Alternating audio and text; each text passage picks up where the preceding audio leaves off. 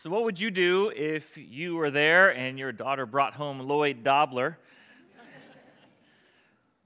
So would you look at that and think, I like the fact that she's with a young man who's got principles. He doesn't want to sell out to the corporate structure. He's not into all that capitalistic greed. He's got questions about the government just like I've got questions about the government. I like a man who's got principles. I like a man who loves my daughter and will make her the focus of his life. Is that what you're thinking as the dad sitting at that table? Or are you thinking, this loser's just going to freeload off my daughter the rest of his life? If he doesn't have any, gumption about what he wants to do, I'm not really sure I'm wanting her to stick around with him, right? Now, I always, am I right? If you come to Essential for a while, you watch the video, and sometimes you're like, oh, I know what this morning's about. Sometimes, though, you watch it, and you're like, I'm kind of interested to see where he's going to go with this. This is like one of those. There's a lot of things we say as Christians, as followers of Christ, as people who come to church regularly, a lot of things we say. They come across, they sound, to ourselves, they sound very principled. They sound very spiritual. Like, I just got a lot of questions about, the church as a whole. There's a lot of problems in the church, the whole corporate structure of it. I see a lot of the same kind of commercialistic, leadership-driven principles in the church that I'm seeing in the marketplace. I'm just not always comfortable with all of that, so I'm not really sure I really want to get that involved with something that just becomes like, I don't want to become another cog in the wheel of some big corporate structure entity that is the church. And, kind of like I work for the government and all the politics that go into that. That's kind of what, bothers me sometimes when I go to church on Sundays. I know there's a lot of politics there, so I kind of want to stay back. I just want to I just really love God, I just want to love God. That's what I want to do. I don't know if I want to get involved in all of that. See, some of y'all right now are already starting to put together the pieces of where we're going with this. Some of you else are going, yeah, I'm with you, man. I'm with you. I have those same problems. In other words, you become the Lloyd Dobler of Christianity is what you become. In your mind, you're thinking you're really principled and there's something there to respect. But others around you are looking at it like, man, you're just a loser, right? You just come here every single week. You expect everybody else to do everything for you, and you don't want to do anything. Why? Because you don't want to get involved in the whole structure. You just want to love Jesus, and that's really what you're all about. And others look at you and go, that doesn't sound spiritual at all. Sounds like you're aimlessly wandering through life, and you don't really know what you're doing. That's kind of what it sounds like to the rest of us. See, some of you are starting to laugh. Now you're like, oh. No, I mean the reality. Picture having that conversation, if you will, not with me. Picture having that conversation with the person that you handed your 2-year-old off to before you walked in this room. Say, oh yeah, we're looking for some other people to serve. We're adding the 3rd service back here in a couple of weeks. We'd love to have you serve. Oh yeah, the whole corporate structure that you get involved with. I'm not really sure I want to sort of just become a cog in that whole wheel and just do all. Yeah, tell that to the person who's going to be changing your kid's diaper. Tell that to the person who got here at 7:45 this morning so you'd have a nice hot cup of coffee in your hand. It sounds real spiritual in your mind, but when you actually begin to say it to the daughter's father, it doesn't sound quite so spiritual.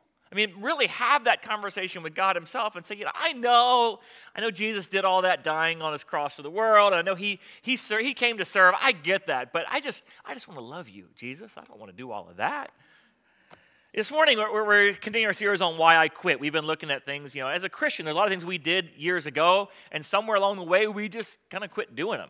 Sometimes we quit going to church. Sometimes we quit telling other people about our faith, and sometimes we quit serving. I know for some of you, you're thinking to yourself, quit serving? I never started to begin with. I don't have to listen to this message. And that's the reality. A lot of people, as a matter of fact, most people who attend church in America don't serve. So the first thing I'm going to say to you is, don't be like most people, all right? Don't be like most people. Most people aren't, actually doing what God called them to do. At some point, it'll hit you that you have not been called to attend church.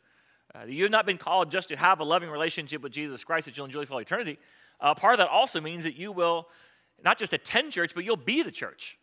Maybe if you stick around long enough, you'll hear me say this phrase, something we've said since day one at our church is, the church isn't here for you. It's not. Rather, we are the church, and we're here for others. We're here for the world. We're here for our community. At the end of the service, Pastor Chris, Pastor Alex, one of them will get up here and say something to the effect of, we return back a portion of what God has blessed us with. Why? So we can continue the ministry here in Virginia Beach and around the world. It's the same reason why we serve. We serve both here in our church and outside of these walls. Why? So we can continue the ministry here within our own building and all throughout our city. We are the church. Hang on, I left it back there. There's a shirt I wanted to bring up here with me. I have a hard time keeping track of things. All right, here we go. Hi. So maybe some of y'all have seen this shirt. It's anybody wear this shirt here? Yeah, some of you are going, well, I've been seeing that. How do I get one of those? Well, I just want to read what the shirt says, though. It just says, it's this concept of we are the church when we're here for others. I am. What does it mean to be the church? I am the hands. I am the feet. I am the hope. I am the compassion. I am the love. I am the grace. I am the kindness. I am the help.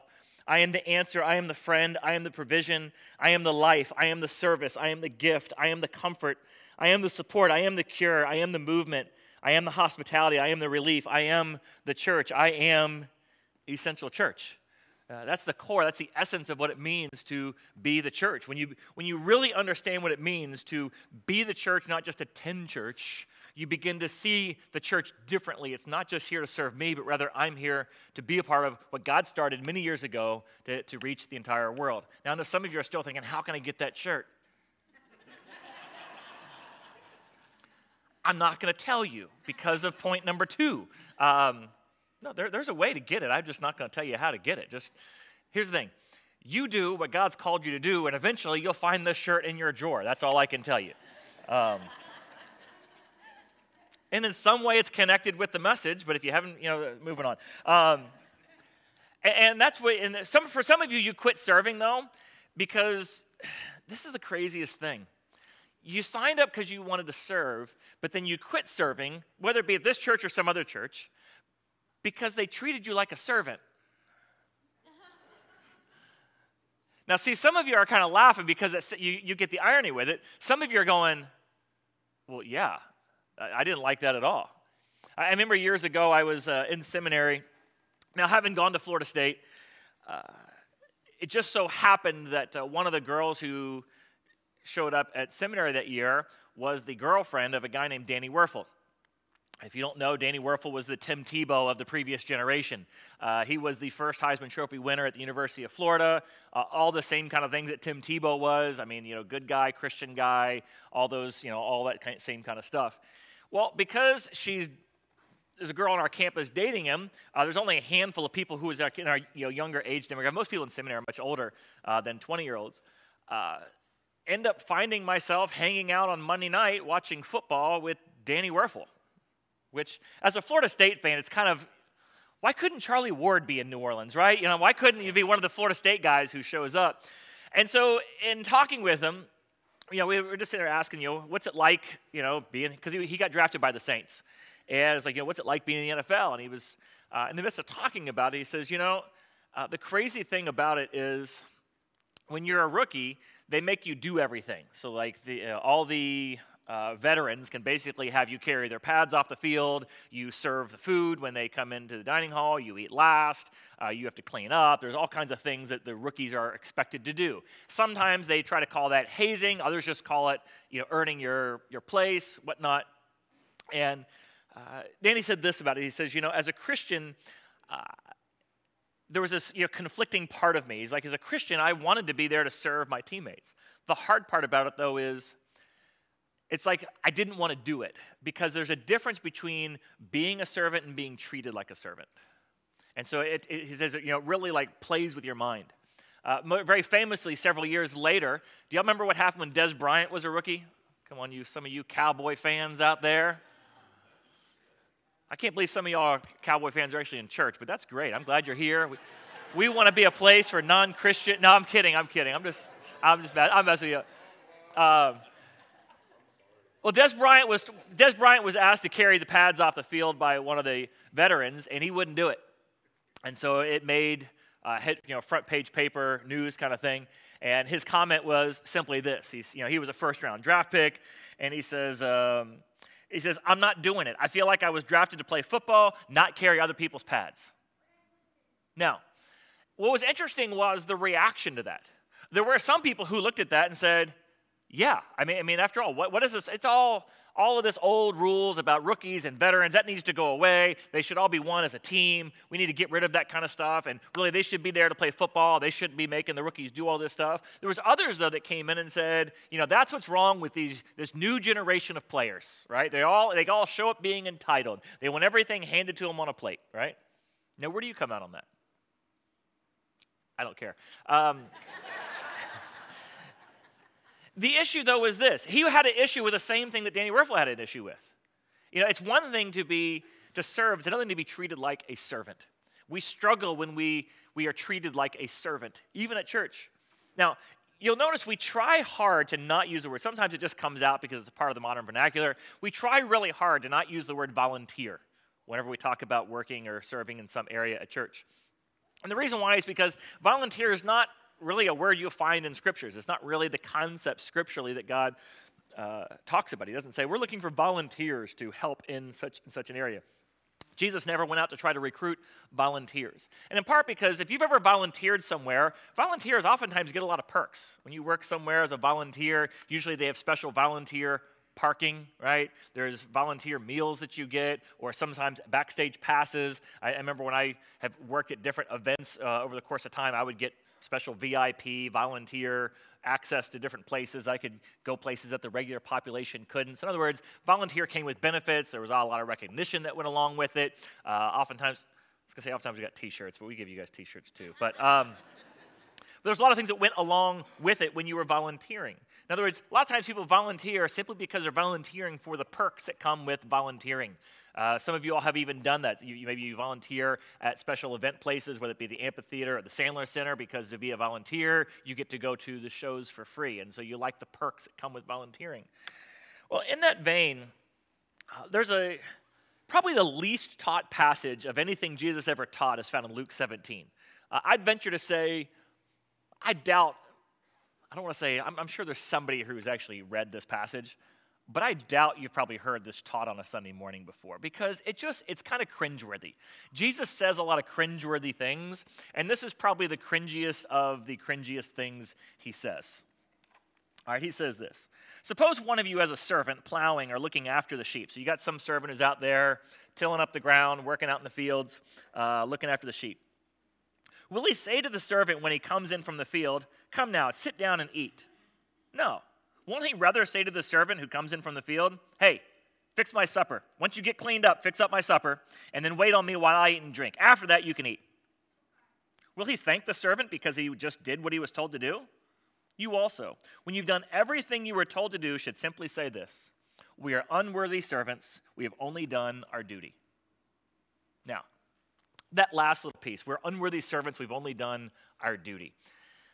That's not, if we were to recruit volunteers or if we were to recruit those to serve, we would say, we'd love to have you serve in children's ministry, love to have you serve out in the parking lot, love to have you serve on our First Impressions team, love to have you serve in youth ministry, because you are just unworthy servants who need to do your duty. Very quickly, you go, listen, I don't mind serving, just don't treat me like a servant. Don't tell me I'm an unworthy servant. No. Now, pause that for a second. Now, if we were talking about the grace of God which has been extended to you, especially like we're talking about communion. We're talking about coming forward for communion. This is simply a free gift given to you. You don't have to be worthy to receive it. And when we talk about the idea of salvation, the concept that we are unworthy of God's grace and his love and all the things he's given us, we're okay with that. However, there's this weird thing that happens. Once I begin to contribute, once I begin to serve, once I'm out there changing the diaper of some child, okay, or holding a baby so they'll quit crying, or going with youth to their camp, when I'm doing that sort of thing, I don't feel like an unworthy servant. I feel like as if, I'm kind of putting in something here. I feel like at some point, God or somebody who's representative or somebody ought to come down and go, man, I wish everybody else was like you. If I had 1,000 of you, think what I could do in Virginia Beach. Man, you're killing it, dog. You're killing it, right? We sort of want something. We expect something at some point, some pat on the back or some recognition. We expect to eat first or to be recognized in some way, shape, or form for what it is that we've done. Rather, what he's saying, when you look at how a true servant is, they come in from working out in the field, and the master doesn't say to them, oh, here, let me make you dinner. No, what's the master say? Get yourself cleaned up and make my dinner now. There's another task to still be done. And the servant doesn't come in expecting a hot meal on the table. Rather, the servant comes in expecting to continue to serve, knowing that they'll be the last one to eat, and their food might even be cold. Because that's just the nature of servants. And a servant who understands their role as a servant serves, and they don't have a problem with it. They do it. Everybody's favorite fast food restaurant in America, bar none, is Chick-fil-A. How did Chick-fil-A end up making more money than all the other fast food restaurants when they're closed on what typically would be one of the busiest days of the fast food eating day? Service, you got it. And the crazy thing is, whenever, and this is because it takes people back. When you've been going to McDonald's and Burger King and KFC and all the others all your life, you sort of come to expect bad service, right? You don't go there for the great service. You go there because the food is quick and it's got a lot of flavor and fatty and sugars and salts in it. That's why you go there, right? You don't go, I'll tell you what, man. I've never had a dining experience like I did last week at McDonald's. Nobody's ever said that, right? Nobody's ever said that. You're just happy if they get the order right? You're almost surprised that they got the order right, okay? But you go to Chick-fil-A, and it seems like as if they're overstaffed. You ever notice that? It's almost like they're always overstaffed. There's more than enough people there that when you go through the drive-through line, you look at that drive-through line, and your first thought is, oh my gosh, I'm going to be here all day. And then all of a sudden, you're in and out of there, and the people, they're like two cars over at McDonald's, and you're in and out. You're like the 20th car, and you're in and out with your food before that car's even been served over at McDonald's, right? Because there's like 6 people taking your order, and there's 12 people making your food, and 4 people bringing it out to your car, right? And you're so overwhelmed by it, you can't help but just look at them and go, thank you. And what do they say back? Well, we try our best. We do a lot. I appreciate you recognizing all that we put into this. No, what are they trained to say? My pleasure. They haven't just trained them to serve. They've trained them to act like a servant, to have the mentality of a servant. That when you've been served, they don't look for the gratification or the recognition of it. They just simply say, it's my pleasure. Why? Because that's what a servant would do. They'd simply say, God, it's my pleasure to serve you. Sometimes, though, we're not expecting sort of the attaboys or the thank yous from the leadership or whatever from the church. Sometimes we're expecting it from God. We sort of have this idea that, God, things should be going better in my life right now for all the service I'm putting in. For all the time that I'm giving to you, God, can't you help me out in some way, shape, or form? I would think you'd be making my life a little easier with all that I'm doing. And so we have either expectations from the church or we have expectations from God. And we move away from this mentality that says we're unworthy servants, we've only done our duty, to, well, come on, I should at least get something for this. If it's not from the church, at the very least, it should be from the big man upstairs, right? Another reason we quit serving, this is maybe number one reason, I don't know, we quit serving or maybe haven't served ever, is because we're just too busy. You know it. We're busy. We're all busy, right? I mean, we're busy with work. We're busy with kids. We're busy with family commitments, kids' sports, life in general. We're just busy. And what's really fortunate when you come to church is I'm just glad that there are so many people here who don't lead a busy life, who are able to make coffee and park cars and watch the kids. Thank God for people whose lives aren't anywhere near as busy as mine and yours, right? Isn't that good? Yes, there's a little bit of irony with a lot of my messages. No, the reality is every week you are served by people who are very, very busy. Now, I'm going to give a little disclaimer here, a little qualifier. Yes, there are seasons of your life. Now, the key word here is seasons. There are seasons of your life where, yes, you legitimately are too busy. You've got a parent who's fallen ill that you're caring for 24/7 around the clock, and they're almost on hospice care, and sometime in the next year or two, they're going to go on to be with Jesus face to face. I get it. I understand. That is a season of your life where you need to be there for them. You're great with child and about to go into labor, or maybe you just did. I get it. There's a season there where, somebody else will make the coffee, okay? We're good right now. There are seasons where, yes, you are too busy. However, when it moves from being a season to just as it is in your life, It's no longer a busy issue, it's a priority issue. Because you make priorities for the things that are priority. And I'm always too busy for the things that aren't a priority. Isn't that reality? You're always too busy for the things that aren't a high priority for you. When something's a high priority, all of a sudden you begin to find you make the time for those things. And so when you come to church, what happens is you're not around people who are just, man, wouldn't it be nice to not have anything else going on to be able to do this? No, you're around people who have made you a priority. They've said it is a priority in my life that I can help remove every non-essential barrier between everybody who wants to have the opportunity to hear more about God.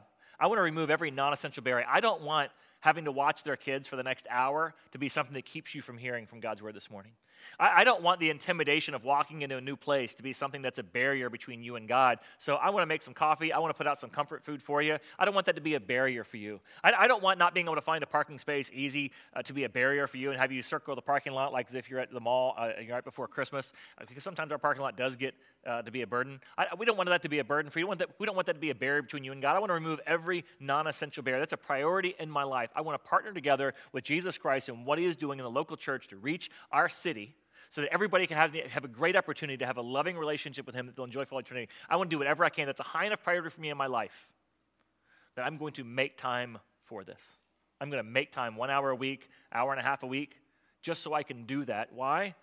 Because it's that much of a value for me, because it's that important to me. John chapter 13 tells a story of, it says, when his time had finally come. Now, throughout the scriptures, you'll see his hour had not come, his hour had not come, his hour had not come. When you read John 13, it says his hour has come. So it's go time now for Jesus. He knows that night he's going to be arrested, he's going to be tried, he's going to give his life as a ransom for all mankind. He's got a lot going on. Is it fair to say? There's a lot going on that night, right? And he gets together, and his disciples are arguing about one thing. Disciples only have one thing on their mind. What's the topic of conversation amongst all the disciples? Who's the greatest? You know, we know Jesus is about to take on Rome or whatever's going to happen. We don't know how he's going to do exactly, but it's all going to go down here this week. It's Passover. It's all coming to a head. We know that somehow, some way. And they're all concerned on who's going to have the best spot at the table, who's going to be in the best political power, who's his right-hand man as we go through all of this stuff. But nobody has taken the time to serve everybody else in the room by washing feet. And so Jesus gets up from the table, and he puts on a towel, and he kneels down, and he washes every one of their feet, including Judas. All right? Now, could you argue the fact that he had better things to be doing that night? Certainly. He had a lot on his plate.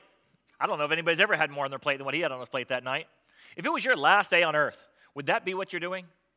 I don't know. Probably not. But I just want to focus on the very last line of this. It says, now that I, Lord your teacher, have washed your feet, you also should,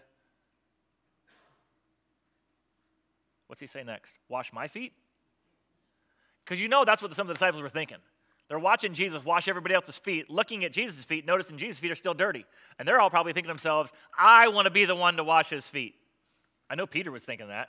Just look at his mentality. Yeah, these other guys might fall away. I'm not gonna, right? They're probably all thinking, I want to be the one to get to wash Jesus' feet. And he says, no. I want you to wash other people's feet the same way I've washed yours. And it's this picture, this message Jesus continues to teach over and over again is like, whatever you do for the least of these, you've done it for me. I don't want you to wash my feet. I want you to wash other people's feet.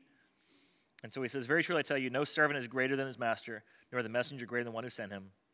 Now that you know these things, you'll be blessed if you do them. Serving was never beneath Jesus Christ. Serving should never be beneath us. Which gets to our next thing. Some of you might say, well, I just don't feel qualified, right? I don't know. I don't think I got the skills. I don't feel Christian enough. I don't feel like I know the Bible enough. You know, I could never get up there and teach a lesson. And my response back to that is, that's all the more reason to serve. We're looking for non-qualified idiots like yourself.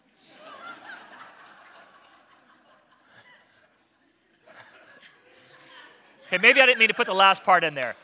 I was speaking on the way you felt about yourself. Maybe I should say that.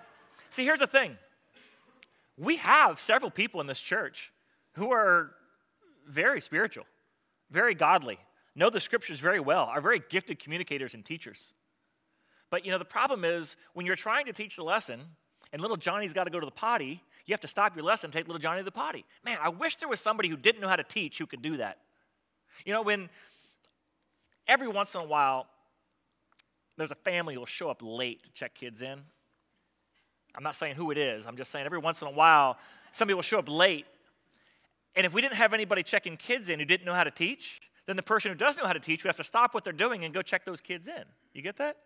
And sometimes when you're trying to teach, there's like these two little ADH kids, or is it ADH, ADHD, whatever they are. There's kids with a lot of letters behind their names who can't sit still and are always talking, and it's really hard to teach a lesson. Wouldn't it be nice if there was somebody who didn't know how to teach who could just go sit with them and say, hey, guys, let's listen to what she's saying. Doesn't take a lot of talent. It just takes presence. It takes placing that as a priority. So the idea that I'm not qualified enough to serve, no, that's exactly what we're looking for. We're looking for a lot of people who aren't qualified to serve. We're looking for a lot of people who don't have the biblical knowledge to serve, because not every job is expounding the deep truths of Scripture. I don't know if the person, Stuart makes coffee every week. I don't really know what his theological bent is on predestination and atonement. We haven't talked about it much, but I can tell you this, he sure does look a lot like Jesus when he's serving. You know, it doesn't take high qualifications to serve. That's one of the pictures of serving. Now, there are many people who have amazing qualifications for serve, and sometimes their issue is, well, listen, if I'm not going to be on the worship team leading worship, call me when that's an opportunity. Well, the opportunity we have right now is to do the slides in the back. Do you realize almost everybody on stage does rotations back there in the sound booth and on the camera? You probably don't, because we don't ever know it. It's like a black hole back there. We don't even know what's back there. There's people back there. We don't even know who they are. The only time you know who's back there is when something goes wrong, right? But they do that. And then they go to camp with the youth, and they lead worship there. And they'll lead worship on Sunday nights, and they'll lead worship on Wednesday nights. There's a lot more opportunities besides up here. They'll lead worship over in kids' church sometimes too. But if your thought is, well, unless I'm up there teaching the lesson or singing in front of everybody, I'm not going to be doing it, you also don't understand the nature of a servant. The nature of a servant is we'll do whatever you ask us to do. Whatever we can do to remove every non-essential barrier, that's what we want to do. There are no expendable jobs. There are no jobs that don't matter. Do you realize we have tried to streamline and cut down everything we possibly can to the point where the only thing there is to do on Sunday morning is something that actually matters? And if we ever have a position or an opportunity on Sunday mornings where we say, I don't really know this is necessary, we don't do it. Like, for instance, you notice sometimes there's ushers in here and sometimes there aren't. You ever notice that? Do you know when there's ushers in here? When we realize that the attendance is getting so full we have to have them. Now, if we don't have to have them, we cut it. Because I don't want anybody showing up here going, I don't feel like I'm doing anything. We want everybody to realize God has called you to play an essential part of what he's doing to redeem our community. We want you to understand that God has an essential role for you to play in his church. And if you would make it a priority and realize whether you're skilled or unskilled, you have an opportunity to remove every non-essential barrier between people and God. And I want to call you and ask you to get in the game and do that. There's opportunities all throughout the year. There's opportunities right now. We're going to be adding back a third service. Do you know why we cut the service in the summer? Mainly because there's not as many people to serve. That's why. The only way we can create capacity is by having more people serve. And I want to give you those opportunities to be able to do that. So my hope for you is that if you've been out of the game for a while, you'll get back in. Don't be the Lloyd Dobler of church. Let's pray. Father, I thank you for your grace over us. Father, help us to really, truly grasp and embrace those words. I'm just an unworthy servant. I've only done my duty. For Father, you have called us. Every one of us in this room has no business spending eternity with you, a holy God. Every one of us, Father, doesn't have any business representing you, being a part of the priesthood, because you say all believers are part of the priesthood. All believers are to work together to be able to spread your gospel and to spread your message. Who am I that I would have a role to play in this? Father, help me embrace the fact that you didn't call me because I'm worthy. You've called me out of your love. Your Son, Jesus Christ, has made all of us worthy, has paid for all of our sins. You've called all of us to be a part of what you're doing in this world. In Jesus' name we pray. Amen.